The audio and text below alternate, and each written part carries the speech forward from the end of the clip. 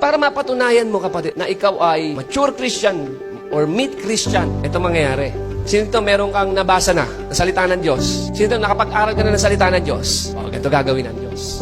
Sa napakinggan mo, narinig mo, natutunan mo, gagamit ang Diyos. Ngayon ang sitwasyon, eto na. Iiwang ka, mawawalang ka, babasagin ka. Ngayon, eto na. Kapag nangyari yun, ang tanong sa'yo, saan ka tatakbo? Sa human perspective o sa godly or spiritual perspective? Kapag ka ikaw ba tinamaan ka ng matinding problema, saan ka tatakbo? Ano gagawin mo? Kapag ka ikaw na-handle mo ng tama ayon sa kalooban ng Diyos at ginawa mo yung napakinggan mo, yung natutunan mo, kung ano yung narinig mo, you are a mature Christian. Kasi hindi mo lang siya basta narinig. Hindi mo lang siya basta naunawaan, kundi prinactice mo yon sa buhay mo.